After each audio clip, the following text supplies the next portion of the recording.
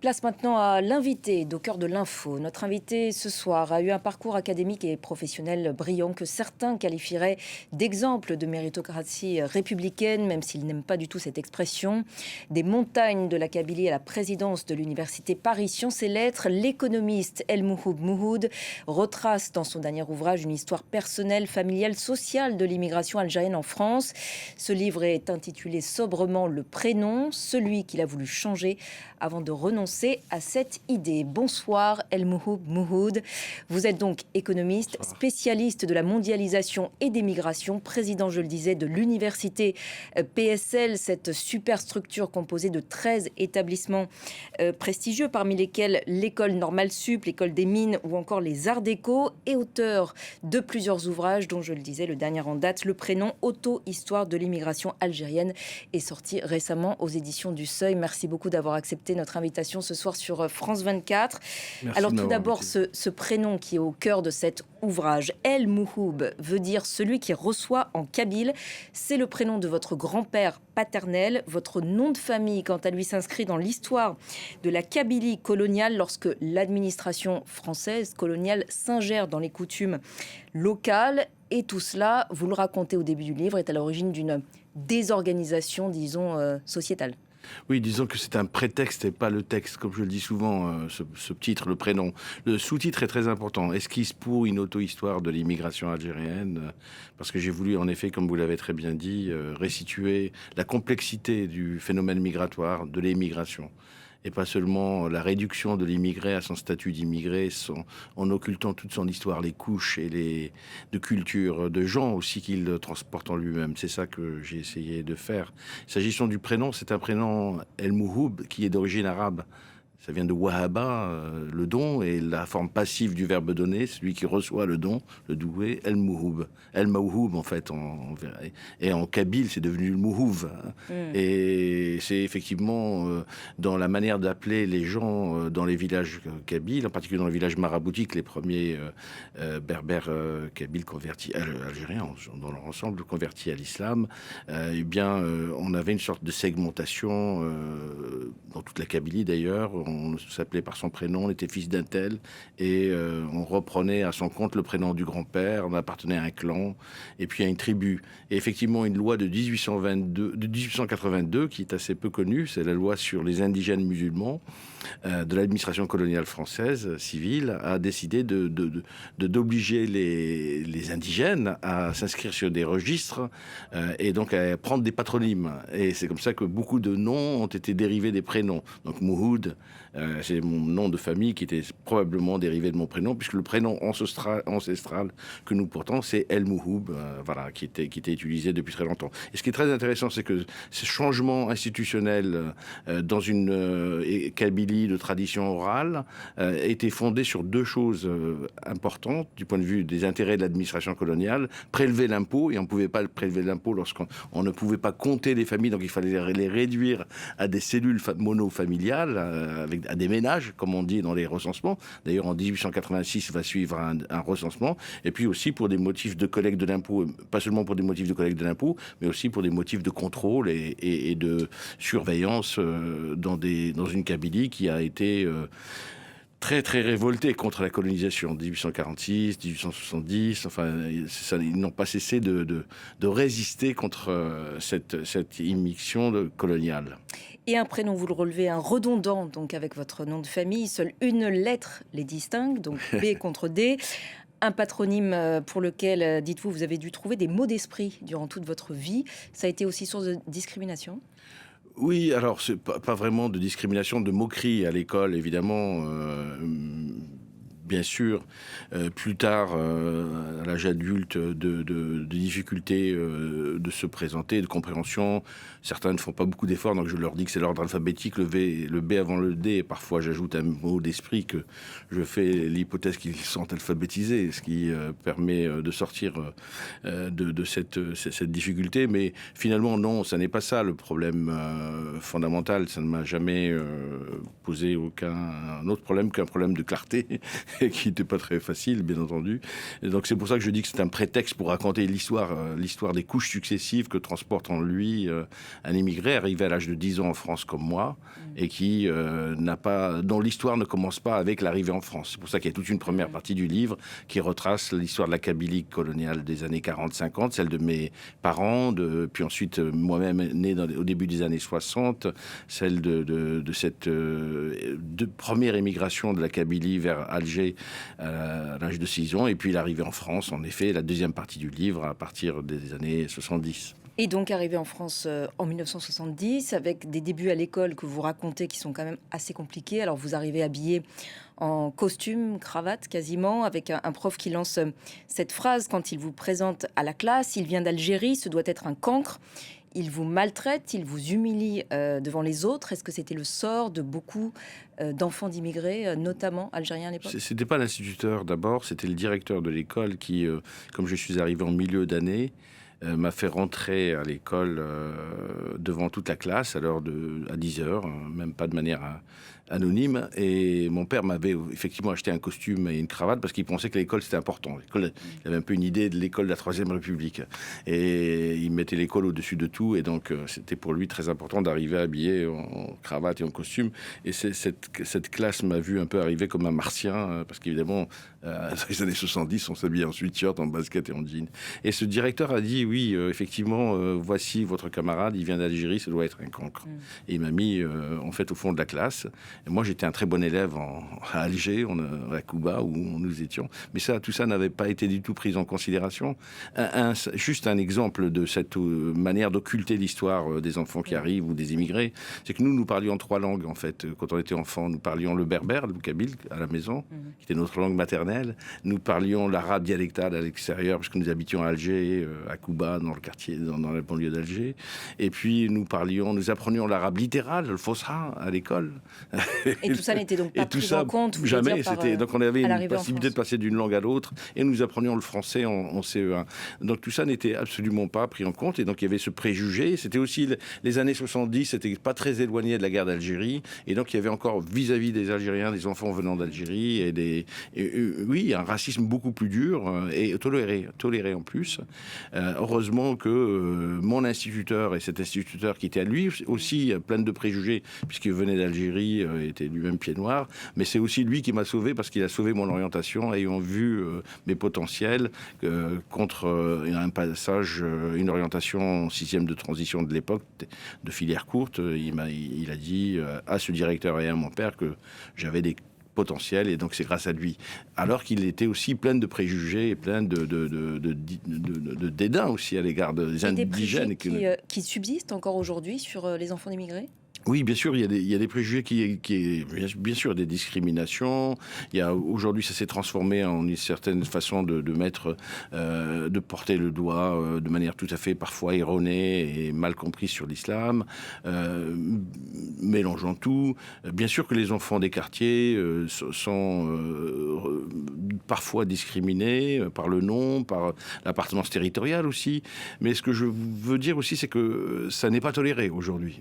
Il y a de la discrimination. Le paradoxe, c'est que les partis d'extrême droite qui font leur fonds de commerce du racisme et de l'anti-immigration étaient très minoritaires dans les années 70, mais le racisme ambiant était fort, et même l'homophobie, etc. C'est les années 70, c'était pas encore les années 80 où on a fait des progrès considérables.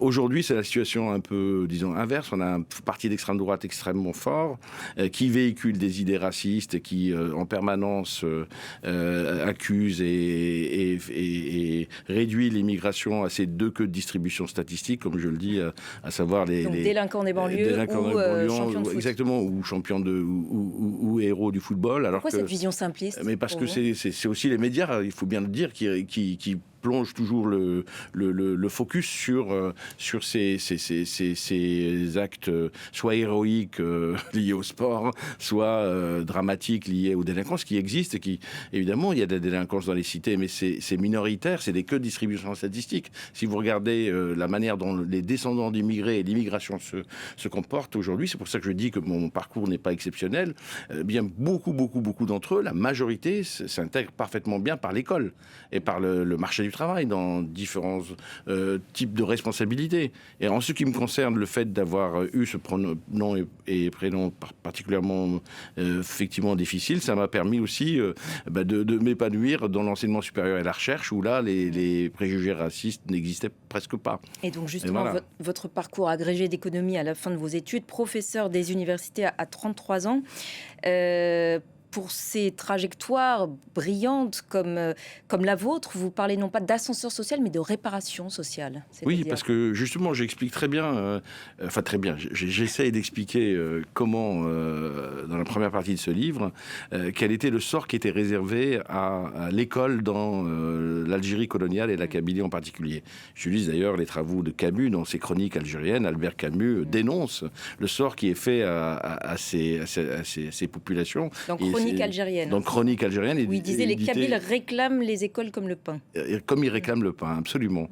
Et Germaine Tillon, elle-même, qui avait fait une enquête sur les Aurès, exactement, en 1937, est revenue en 1957, elle a fait un livre, une autre enquête, et elle a, au même endroit, dans les Aurès, et elle a dit cette phrase dans son livre Algérie 1957, les colons ont brillé par leur absence. Ça veut dire quoi? Ça veut dire que dans les zones rurales, dans les zones montagneuses, là où ne se trouvaient pas les colons, il n'y avait pas d'infrastructure scolaire. Il n'y avait pas d'école.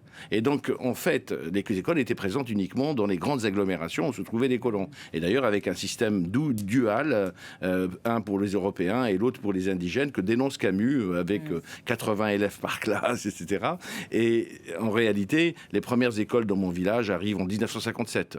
Donc, pendant la guerre d'Algérie. Et mes parents, qui étaient des gens absolument brillants, intellectuellement, qui avaient des capacités remarquables, n'ont pas simplement eu l'accès à l'école. Mon père, pour des raisons liées à l'absence d'école et donc à la pauvreté aussi, et ma mère, pour des raisons aussi patriarcales, il faut bien le reconnaître. Et donc, cette frustration a été, disons, transférée vers leurs enfants, d'où le projet migratoire. Et en réalité, ils auraient eu accès à ces infrastructures scolaires, ils auraient réussi parfaitement, comme beaucoup d'Algériens. Le taux d'éducation à la sortie de l'indépendance, il était simplement de 2 années ou 3 années, pas plus. Et aujourd'hui, évidemment, les États de tous les pays décolonisés n'ont pas pu ne pas répondre à une aspiration considérable qu'on trouve dans tous ces pays, qui est l'aspiration à l'école. Et c'est la raison pour laquelle je parle de réparation sociale, parce qu'effectivement, grâce à l'école de la République, c'est pour ça que je dis aussi, ne soyez pas trop masochistes en France à fustiger votre école. Alors justement, et votre vous rendez régulièrement hommage à cette école républicaine. Force est de constater quand même qu'aujourd'hui, elle souffre de nombreux maux, MAUX, et notamment, beaucoup pointent du doigt la baisse du niveau généralisé. Quel est votre point de vue sur cette question? Oui, mais c'est parfaitement vrai. On sous-investit d'ailleurs dans l'éducation par rapport à d'autres pays. Si on regarde en pourcentage du PIB, on est beaucoup moins bon que les pays européens. Donc on sous-investit, mais c'est pas seulement une affaire d'argent. C'est vrai que dans les zones en difficulté, dans les quartiers, etc., il y a un décrochage de l'école parce que l'école elle-même a subi la crise, qui n'est pas due à elle-même, mais qui est due à l'échec des politiques structurelles, aménagement du territoire, logement, marché du travail. On l'a vu s'accroître, s'exacerber à partir de la seconde moitié des années 80. C'est vraiment la période où les ghettos se forment. Mais qu'est-ce qui s'est passé? On a eu une désindustrialisation massive. La crise économique. La désindustrialisation. On est passé quand même d'une industrie manufacturière qui représentait environ 35% du PIB dans les années 70 à aujourd'hui 12% du PIB, pas plus, et de l'emploi manufacturier. Donc en fait, cette désindustrialisation a fait que les usines sont parties, mais les populations ont été scotchées sur place. Et donc, ça a effectivement mis sur l'école un poids énorme. Alors, donc, ça, c'est un facteur qu'il faut résoudre. Il faut réparer cette école, mais c'est pas elle qui est à la source des échecs. C'est la source de ces échecs se trouve dans les échecs des politiques structurelles. Et c'est important pour trouver des solutions, parce que si on confond les symptômes et les causes, alors on a des difficultés à trouver un chemin d'ouverture. C'est l'heure à présent, El Moumoud, de votre carte blanche, une image d'archive, enfin pas d'archive d'ailleurs, une image d'aujourd'hui de l'Université Paris Sciences et Lettres que vous présidez, que vous m'avez transmise, et vous vouliez évoquer cette université. C'est donc votre carte blanche, une université source d'une grande fierté. Oui, c'est une très belle université. En fait, l'une des réussites aussi des politiques de recherche et d'enseignement supérieur de ces dernières années a été de structurer ces universités pour les regrouper. Donc, on a effectivement l'université Paris-Dauphine, que j'ai eu l'honneur et le plaisir de présider de 2020 à 2024. On a l'école normale supérieure, l'école des mines, trois écoles d'ingénieurs remarquables, des écoles d'art.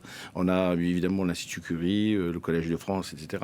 Et en fait, c'est une université qui se construit par des coopérations entre universités. C'est pas factice, c'est pas par une construction, juste une fusion institutionnelle. C'est vraiment des grands programmes de recherche ensemble, des nouvelles schools, des nouvelles écoles qu'on lance à l'échelle très internationalisée. C'est l'université qui a des liens avec l'innovation, 80 startups déposées par an, aidées par an, 90 brevets déposés, des grands partenariats avec les entreprises.